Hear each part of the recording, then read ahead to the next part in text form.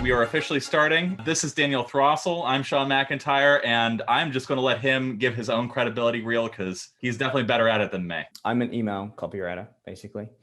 And I effectively worked for a few years at one of Australia's largest investing newsletters called the Barefoot Blueprint. I helped Australian author Scott Pape launch the best-selling book in Australian history. So I wrote the launch funnel for that. So that was a cool thing I did. And currently I have my own email list, or I do daily emails sort of in the email marketing space. I'm actually not going to go super braggy on that one. I'll just, we'll save that for people who want to read my homepage copy. Talk about that one later. Give all the hyperbole from there. Yeah. Because legal will be checking this call after all. Exactly. Yeah. But that's basically what I'm doing now. So I did work for about 4 years as a copywriter in the financial space. I did a lot of other work as well. In fact, I worked on Upwork for a long time. We can talk about that. For a couple of years, I did pretty well on Upwork. I've actually worked with financial publishers in Australia, and I've worked as a financial publisher and copywriter for a number of years. And I'd love to know what the market is like abroad versus in the US, and what some of the differences are, and also how you sort of found your way into that route, because that's one of those niches where everybody is constantly asking about, like, how do they get their foot in the door? Okay, so it was a little bit roundabout. I was an engineer working for Chevron, and I was fly in, fly out. I don't know if you use that term in the US. It's like, especially in Western Australia, because our capital, Perth, is very remote. If you want to work on any mine or mining site or gas site, you have to fly out. So you're away for a month. And I was on this remote island, 2 hours flight offshore in the middle of the sea, tiny little island. There was a gas plant on it. And it was like miserable. There's red dirt everywhere. It was humid and sweaty. And there was, the gas could explode. You weren't allowed cameras. It could spark. So I hated this place. And I used to follow Ramit Sethi, from I Will Teach You to Be Rich. Yep. I think he's pretty well known. And he ran a contest when he launched his copywriting course in 2015, I think it was. He launched a contest, write a sales letter to promote my course. And because I'd been following him, I was like, I don't know what copywriting is. I'd never heard the word copy in the sense other than copy paste kind of. I didn't know it could refer to words. And so he's like, write a sales letter for my copywriting course. And I was like, I have no flipping idea what a sales letter is. I don't know what copywriting is, but I like Ramit and I like his emails. So I'll give that a try. I can write stuff. I think because I didn't know what copywriting was, there was a lot of guys who went into this challenge and they did the whole learn how to 2x, 5x, 10x your business with the secret power that could make you money. They were doing all those things. I'm reading their entries because they're public and I was like, oh man, I can't do that. And so I took this totally weird approach to it, which was like, well, I'm just going to tell a story. And I'd never read a copywriting book in my life. Didn't know what it was. I don't think I was even Googling how to do it. I was just like, I'm going to do my own thing. And I wrote this thing. It was like, how I got my wife to let me buy a $200 ebook, right? And I told this story of how Ramit had sold me one of his books. And I was like, that's copywriting. And I won Ramit's contest with that. The first ever piece of copy I'd written. And I remember sitting there in the office, like this, literally with an earphone pressed in. I was late for a meeting out on the site to inspect some cables. I'm listening to his webinar and he says, Daniel Throssell's won. And I nearly screamed in the middle of the office. That was my first exposure to this copywriting thing. Admittedly, kind of a lucky break. Like not everyone's like you win a contest from someone who's very high up with your first ever piece of copy, but I got lucky with that. So I spoke to Ramit. That was one of the prizes. Like you get to speak to him for half an hour about copy. And he's like, so tell me what you want to know about copywriting. And I was like, how could I do this as a career? Like I've never written copy before. And he's like, you've never written copy before? And he's like, oh, he was expecting a totally different conversation. He was like, oh boy. It's like, okay, here's what you got to do. I found out about Upwork, probably from something through Ramit's emails.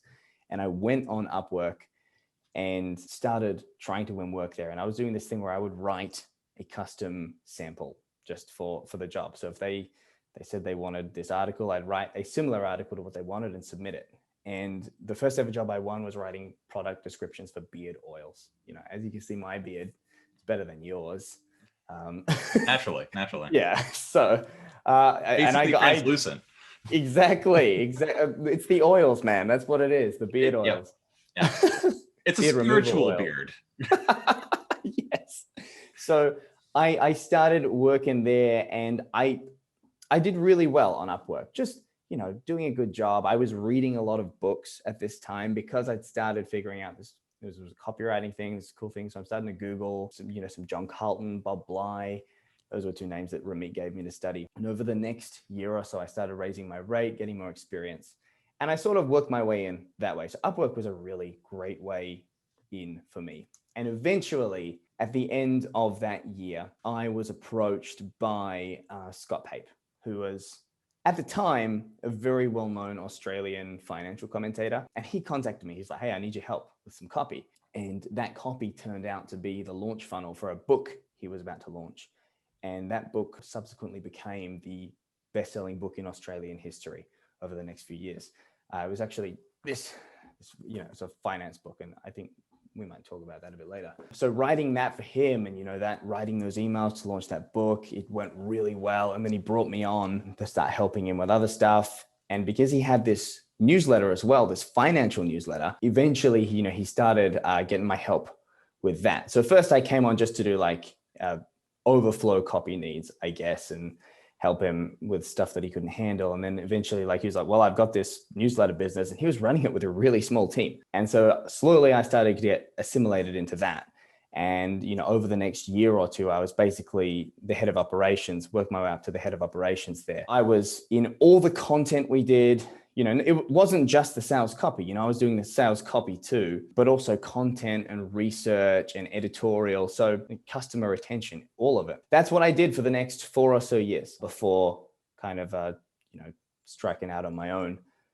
He eventually decided to close down the newsletter, just wanted to change of pace. It was doing very well. So it was just a lifestyle thing for him.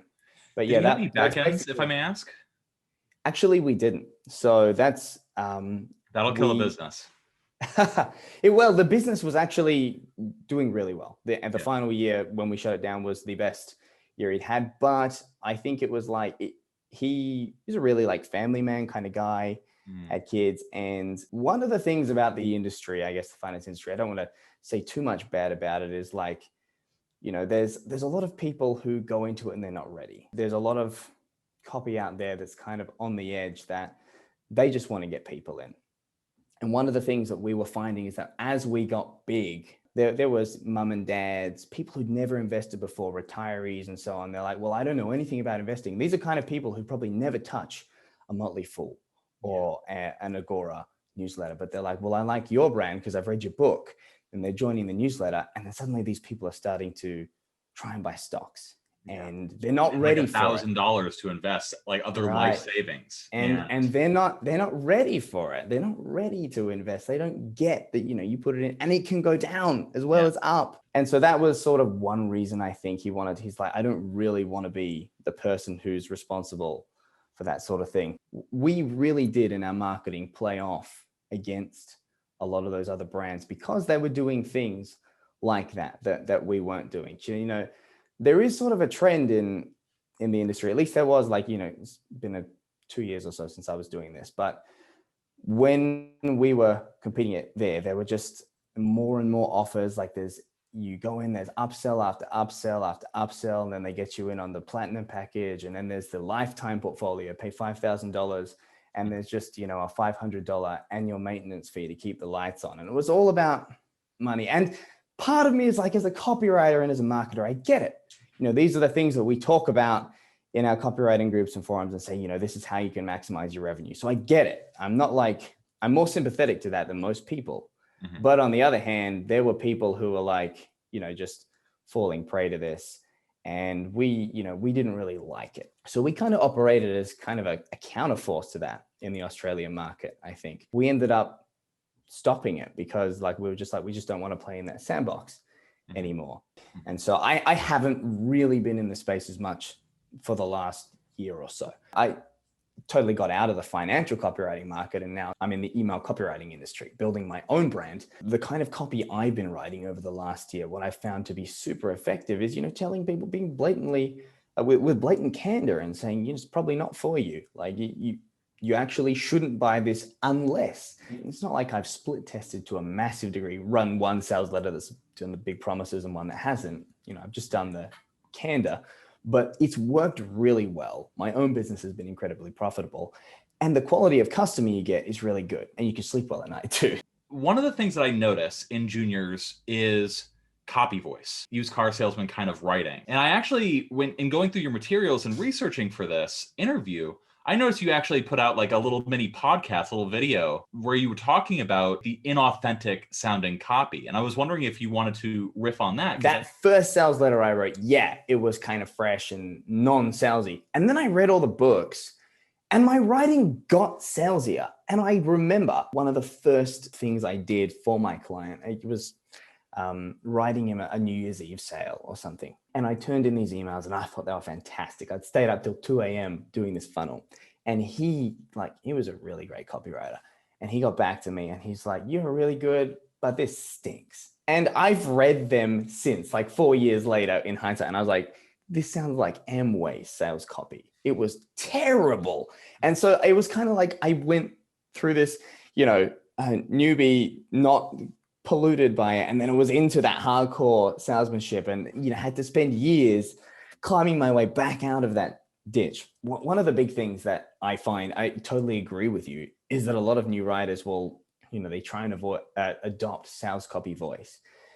And I found that even when I started my brand, I was very influenced by other people. Like my earlier emails sounded like other brands that I like Ben Settle or whatever, and it was not super authentic. And as I sort of channeled more into myself and my own style and my own voice, not only was I more confident in writing it, but people started responding to it really differently.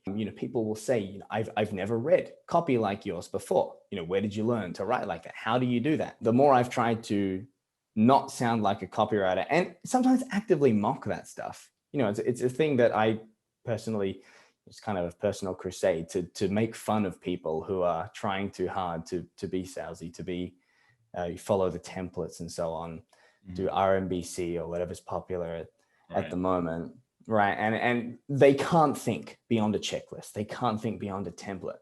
They can't think beyond a swipe file. That kind of thing is going to put you in the path of being bulldozed by an AI that gets really good, frankly, because an AI is going to be a lot better at large scale data collection and following a template than you are. And so ironically, that's, I think, been a big strength of mine, is being able to be surprising and funny and full of personality where people aren't expecting, and do weird things in my emails, break conventions, mock conventions. The more I do that, the more popular I get. This has been something I've kind of had more space to play with since starting my own brand, because when you're writing for clients, you can't necessarily be so out there. But I feel like there is more of a trend towards people wanting to bond with personalities. Along with that, it's sort of been a view of mine that, the balance of selling is now done over time, I think, rather than, there used to be a lot of stock in one sales letter that's going to do it all for you. And I still think a great sales letter is a really important thing, but you can do a lot more if you can have someone on an email list for a long time and slowly change their worldview. Rather than writing the perfect sales letter that gets all their thoughts in the exact order and changes the right beliefs while they don't get distracted reading through that copy, is a really hard thing to do. Really good copywriters can do it, right? Or the best copywriters can do it, but it's hard. Whereas you don't have to be that good to do emails, send someone just interesting emails over 6 months. And eventually they're like, oh yeah, I'm coming around to what you're saying.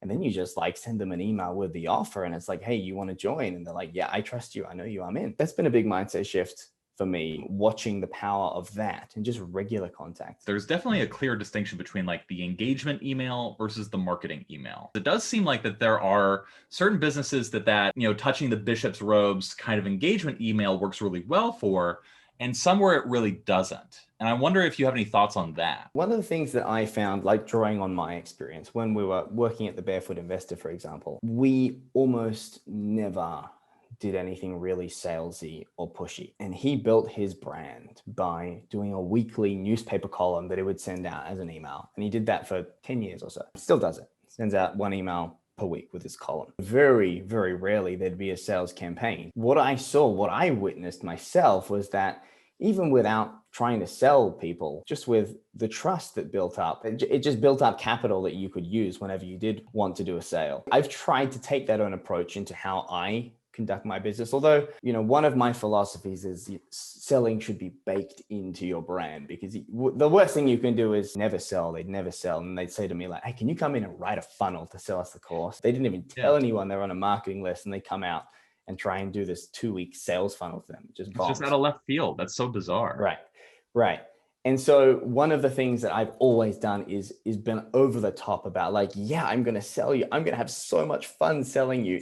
I'm going to send you so many sales pitches. You're going to hate it. Right. And use humor to disguise it a little bit.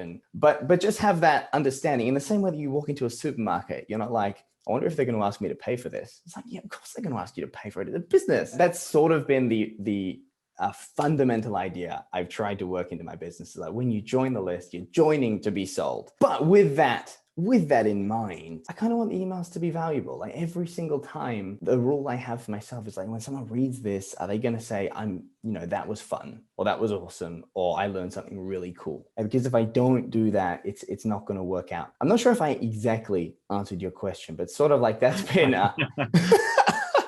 not really, but maybe I took a totally different interpretation of like touching the bishop's robe. All I was trying to say is like, for example, the New Yorker. The New Yorker is not going to send a daily email that tries to engage somebody on a very personal level. They are just going to, send you a recap of the week's articles and then send you hey, we'll throw in a tote bag if you resubscribe now. Their copy is terrible. To contrast that with like a Palm Beach Daily, where you are going to get not only good and valuable information every single day, but you're also going to get, space ads in the e-letter. You're also going to get ed mentions that link to whatever pertinent sales promo connects to the editorial. And then you're also going to get dedicated marketing emails as well. For me, it just seems like the more personal the business is, the more we're trying to establish a relationship, the more it seems like your style of marketing would be very effective for, as opposed to like a contributor's letter or something like the New Yorker or like a Wired magazine or something like that, where there's already sort of a baked in demand for that product. Like people know the name and know the brand, and they just need a reason like to nudge them over the threshold of buying. Personally, for me, like if I were at the New Yorker, that's kind of I'm not super familiar with American media platforms, but like I subscribe to a newsletter called The Australian. The way they approach it, they would regularly contact me with news and breaking updates. And they would give me things like, as a subscriber, you get to see tomorrow's edition of the paper early. There certainly wasn't any like, hey, I'm the editor and like, here's my 5 picks or something. There wasn't a personality to it. And so I accept that there are certain brands where you're not really going to have the opportunity to put that personality in there. I am an advocate for it in general, because I feel like when people aren't doing something, it's a great time to try doing it. Everything that people are doing now, they weren't doing at one point before someone tried it. I'd certainly try. I have students ask this all the time. They're like, yeah, but I'm in X business, we can't really do it. And I'm like, I'd give it a go. Yeah. Give it a go and see, and be the first one to do it, because hey, who knows, maybe you'll change the industry. Everyone will start copying you. I certainly accept that there is probably a difference in effectiveness. It's a lot easier for me as a personal brand like Barefoot Investor to be doing something like that. With that said, I do know that I subscribed to a newsletter just to, for a certain journalist. So again, if I were working there, I'd try. I'd be like, hey, give all your journalists their own mailing list and let people pick the ones they want to hear from and see if that works. See if you can build up the personal relationship, because I do think that personal relationship is incredibly effective. So I'd probably give it a bash. Just so that we're not speaking in abstracts here, and if I could sum up some of the things that you have articulated, I think, very well, but have indirectly prescribed on this call so far, which is like, if you want to stand out amidst applicants on Upwork, one thing to do is to write some spec work.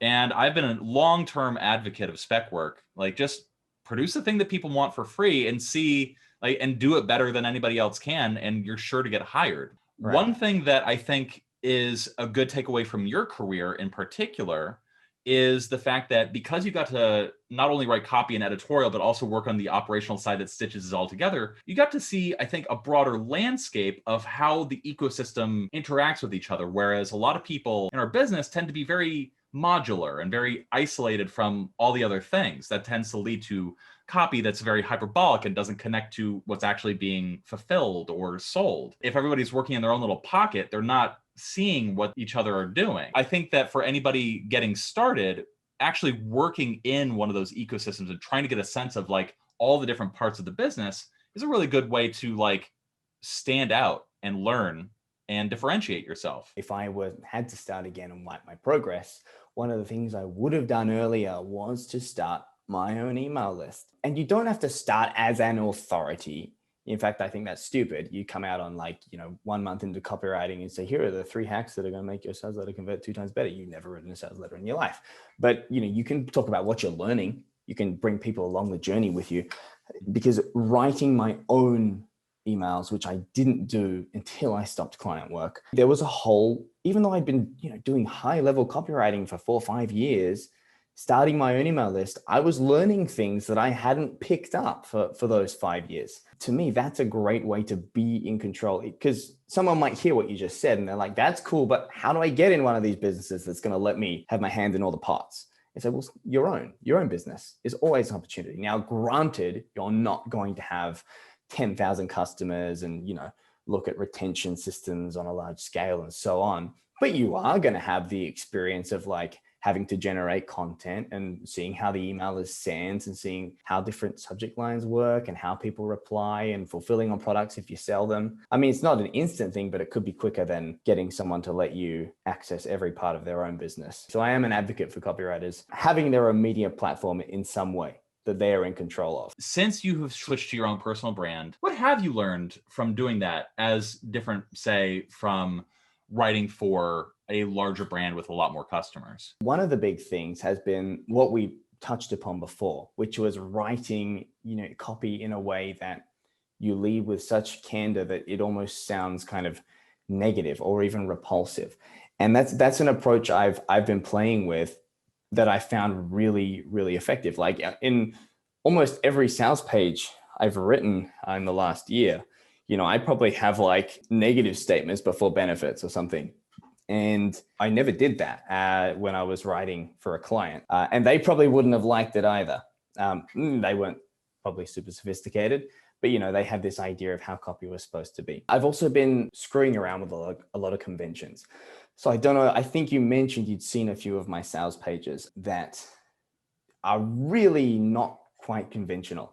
Like my Upwork sales page, for example, is really unconventional. There's like a whole section before the lead, and messing around with stuff that if I turn that into a client, and I know that if I had submitted this stuff to my previous client, he was really good copywriter, but also kind of had the traditional views on copywriting. So if I put that in, he'd be like, what the heck is this? You're mucking around too much. That's not how the copy's meant to look. This is a really big thing, actually. I think a lot of copywriters assume that there's a right answer. It's written in heaven, and certain copywriters have received it by revelation, and they sell it in their books and in their courses. And this is the right answer. The goal of copywriting is to attain the right answer for how to write a sales letter, for how to come up with a big idea, for how to do a headline. And the truth is, like, all we've ever done, all anyone has ever done is tested 2 things and said, oh, that one worked better. And then they tested another 2 things. Oh, well, this one worked better than the first one. And so far, this has been something that's worked pretty well in all the cases I've tested it in my time, in my context, in my industry. And it works most of the time, not all the time. Those are like as concrete as our laws get. And one of the biggest mindset shifts I've had is going from there's a right answer and I'm going to get there to there's a million ways I could do this. And it's just infinitely complex. Just trying new things and being the person who's blazing the trail there, who's trying the technique that people may come along and copy after you. That can be really rewarding. It's not easy to do that, especially when you're writing for a client, because they're not always willing to take those risks. Sometimes they are, but for me, like in charge of my own business, I can write a sales letter however the heck I want and see how it works. And I've done that, and I've done sales letters like my Upwork in 1 hour sales page was super unconventional. And I get people talking about that. They share it on Facebook and say, wow, this is so crazy. So that works really, really well for me. Obviously, like, can you scale that? Can you say, like, to any company, write a weird sales letter and your market will go and share it all over Facebook? Well, no. But the underlying principle is that once you're free from conventions and rigid thinking, there are a ton of opportunities out there for you. I definitely feel that a lot of what we consider conventional thinking in sales copy is really a result of testing. And so the conventional thinking should be on constantly testing and not this is the formula for good Exactly. sales copy. That probably nails what I'm saying better than what I was saying, to be honest with you. Money, please. Upwork in 1 hour, that sales page, I think does something that is the next stage for any HTML or letter-based sales copy, which is it uses a preponderance of visual proof that speaks for itself. I have to ask, like, what does that do to your page load times? Do you know? To be honest with you, man, I have not been checking it. Like I was concerned about it myself, but like it's just never been an issue for me.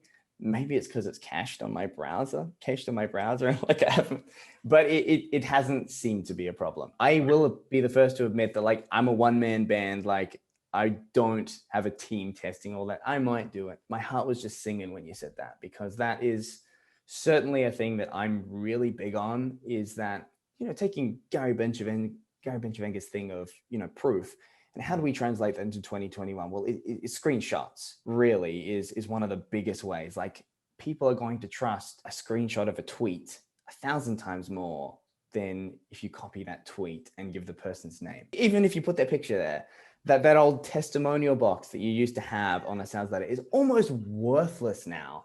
Yeah. You could write anything. And I've seen people on, and excuse me, but on our copywriting, I've seen people who are like, just make it up, just put a fake testimonial there. And he was, I know you don't approve of that. And I was like, what the flip?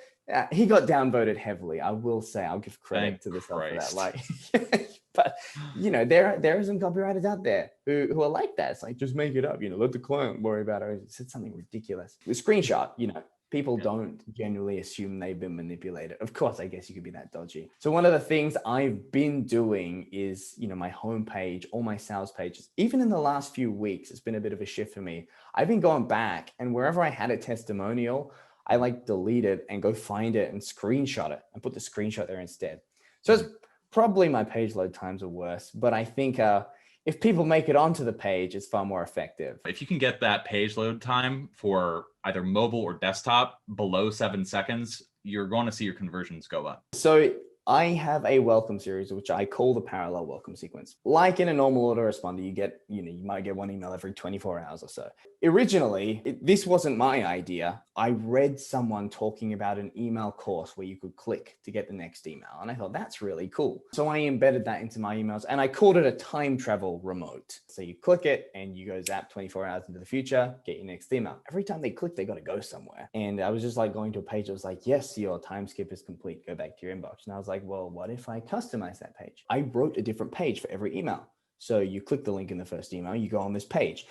And what I chose to do, which I do not prescribe for everyone who sees my idea thinks they're like, oh, I could never do it. And I'm like, well, don't do it. But I came up with these stupid stories, like, because it's just my sense of humor and immaturity, whatever you want, of just these fictional, you're on a parallel world and there's like these giant creatures, and I tie them into copywriting concepts. Like I have the guru, it's like a giant kangaroo that hunts you down with retargeting, for example.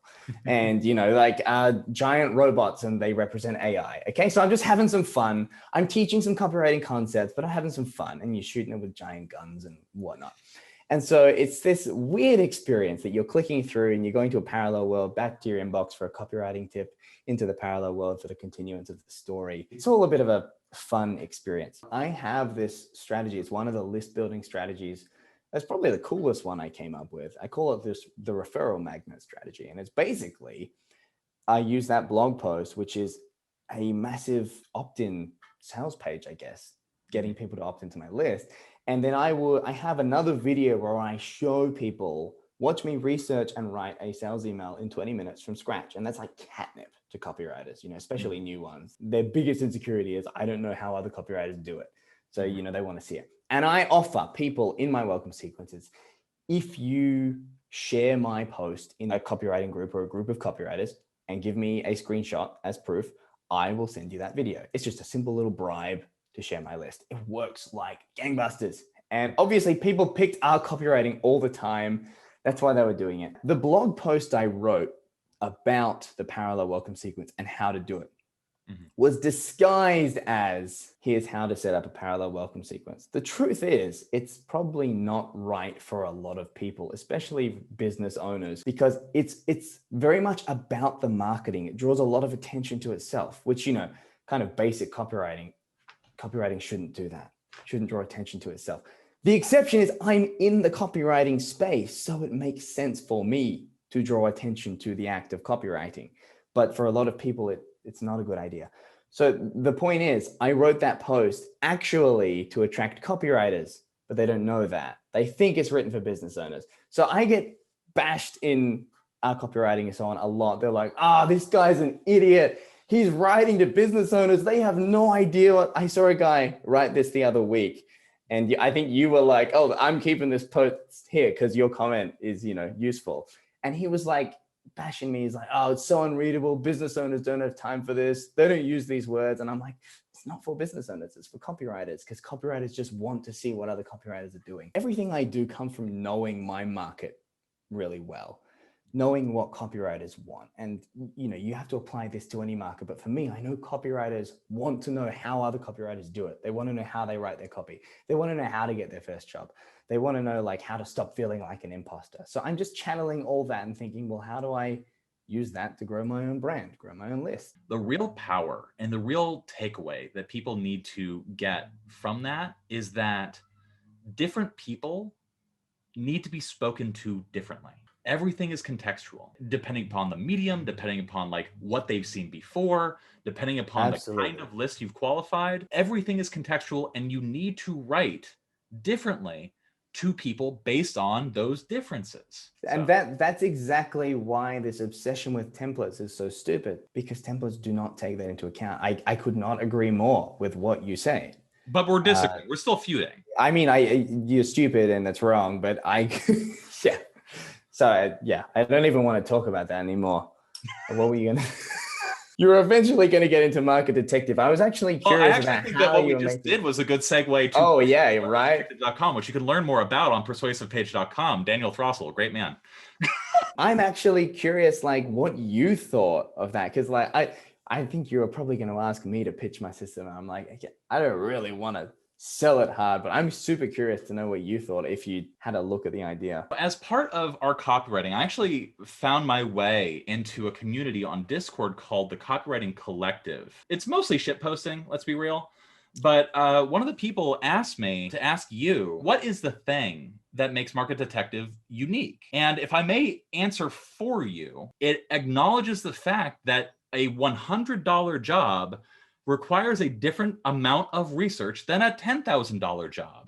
And if you aren't doing way deeper research for that $10,000 job, you're failing as a copywriter, out of the gate. One of the things that I enjoyed when reviewing the content in Market Detective was just how cleanly and also how entertainingly you break down the different, not only stages and steps in the research process, but also being let's be real, guys. If you're doing this, stop here. You don't need to do any more than this. That's actually a problem that I have. I was told, right, when I was making that course, I pitched this idea to a friend of mine. He worked for Meat Safety. He worked for another prominent copywriting blog. So he was very involved. He was the main growth guy. So he was very involved in the copywriting world. And I was like, I have this idea for a course on market research. And he's like, that is like teaching golfers the exercises they need to do when all they want to know is how to do the big swing. No one's going to buy it. And I was like, no, I think there's going to be a market for it. And it was the first, as far as I know, course that's just on market research, because it's always taught as part of the process. You buy a copywriting course and it's like, well, I'll show you how to research and then outline and then write. I think there's so much in the research that we need to talk about. And the biggest problem for me was that idea that over my career, I've been a rookie on Upwork and it's a $30 job. And I've written as well sales letters that, the last time I actually did a freelance one, it was like $6,000 in 2017. Even that is like a 200-fold difference in price. So should I do the same amount of research for both of them? Absolutely not. And to be honest with you, my research process is not different to what you're going to find, what you would do, or any good copywriter would do. Like every good copywriter knows how to do research. And so I do not try and claim that course is for people who are already crushing it. If a local dog trainer asks me, hey, can you rewrite my homepage? Like, am I going to go out and find their customers and be like, tell me, what are you staying up at night thinking about in my business? No, dogs. Think about, I'm not thinking about dogs. There was just this real disconnect with how people approach market research. They could go and hire the world's best writer, but that would cost them a lot of money. And they didn't. They hired you instead. So you don't owe it to them to do the world's best writers research. You don't have to do that A-list copywriters research process that you saw in the course that would take you 10 hours to do. There are shortcuts you can take. And that was the main thing that made my course different to what was out there, because I was like, stop here. If you're not earning any more money than this, if it's going to take more hours, stop here. What I learned, writing in financial, and especially, when it comes to writing big idea copy or copy that has like some novel, unique, arguable, resonant thesis about the world, the best place to find information like that is in a book, because one, it's already articulated better than you can write it. And two, it's already researched. So you can just show legal the page of the book and be like, this is where I'm getting my information. And so like that for me was a really big shortcut over reading 10,000 articles on Seeking Alpha or something like that. What are some of the things that you discovered that work really well when trying to do that kind of market research, find out what people want, find out what their innate desires and notions and things about the world are? In Market Detective, one of the things I do, and again, I'm not trying to sell the course, just the way I break it up is I separate the what do you need to know from how are you going to get it. And so for me, the what do I need to know doesn't really change. I kind of lay out a basic framework for it. And this is the thing that anyone would know. You could buy any copywriting course and get that, right? So, and I've never tried to sell that course on the, I'll tell you the real deep things that are going to make people buy, because that's what everyone sells their market research process as. Like, this is what really makes people buy. It's like, it doesn't change, their problems, their dreams, blah, blah, blah. Personally, I had a system where there were 4 different kinds of surveys that I would use. Mm-hmm. And off the top of my head, I'm not exactly sure if I can remember what they were, but it was based on the life cycle. It was like surveying cold prospects who've never bought anything, what do you want? And that's like the least reliable survey. Surveying people at the point of purchase, why did you just buy? People at the point of purchase who didn't buy, why did you not buy?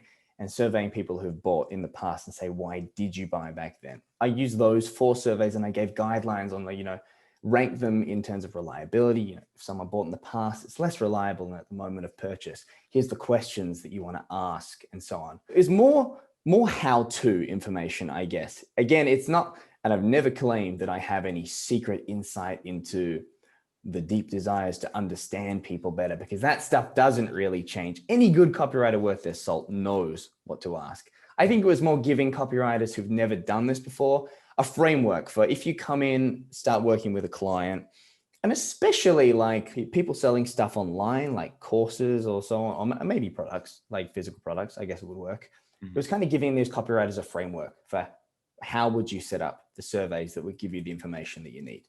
I feel like we've covered a lot of ground. If we're going to end this and we're going to give and leave somebody with a takeaway, what would you say is the best approach for somebody who maybe has read a book, maybe has read a few sales letters, wants to get into copywriting, wants to like earn 6 figures a year? What would you argue is, are some of the best things that they could start doing to advance that goal? There are 2 things that I would be doing if I was starting out now.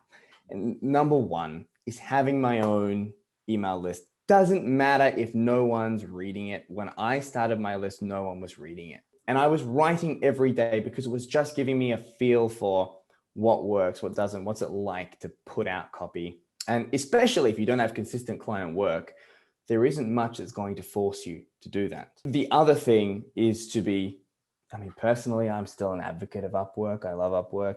And I think that going on Upwork and applying for jobs there is a really good way to get started, because all the clients are there. I know everyone these days has their client system, their fancy system for getting booked solid with clients from cold emails, blah, blah, blah, blah, blah. To me, like Upwork is just, there are people there. They're not the world's greatest jobs. You're not going to be on Upwork for 10 years making a living, but it's a good place to start and cut your teeth and just get some real money, be forced to write. Those two things are what I'd be doing in parallel, because to me, having your own list, your own platform is a long-term asset, which you're going to want. I guess the third thing I'd be doing is building relationships with people. That has nothing to do with writing copy, but like every breakthrough you're going to have in your career as a copywriter is going to be because of a connection you have. I mean, there will be the rare occasion where you're so good that you wrote the sales letter that your perfect client happened to stumble across and hire you, track down the writer of that sales letter and hire you. But that's rare. 99% of the opportunities in your career will come from the fact that you knew someone who connected you. I would say the closest thing to a hack that you've revealed in this call when it comes to getting clients on Upwork is the spec work concept. The worst thing that I've seen, especially as a business owner, is people who are just like cold emailing me being like, hey, I want to work with you. Let me know if you want to see some samples. I'm just like, I don't want to do work to see your work. Get fucked. No, thank you. Right. I don't normally talk about my products in an interview, but like my Upwork in 1 hour course is really good if you do want to learn to work on Upwork, because it's like. And where can people find this Upwork course? That one's persuasivepage.com/Upwork. I still recommend get on the list, and I'll sell it to you later on eventually. You know, just go to persuasivepage.com. Persuasivepage.com. And what is your name again? Persuasivepage.com. Daniel Throssell. The custom sample is really good. The other big thing is the proposal, what you actually send in. You're up against a lot of cookie cutter stuff on Upwork. One of the best things you can do is to go and post a job as a client. Because, and do it for something you care about. Like start your own website, right? And go hire someone to set the WordPress up. Don't make a fake job. Do it for something you're really invested in, because that's going to make the difference. Because it's like market research, right? You want to be your prospect. So get on Upwork, note what it's like to hire someone. Because a lot of people, especially newer people, you know, maybe you and I understand what it's like, the hiring thing, because we've worked in businesses, but newer people don't. What are you talking about? Newer people don't get what it's like. They haven't ever been behind the desk hiring someone. Everything is contextual. A very large part of the job of the copywriter and the marketer is simply understanding the context. If you want to engage in BDSM, go to persuasivepage.com. That's not. Gosh, please stop the recording, Sean. And that's what we'll end. Thank you very much. Thank you.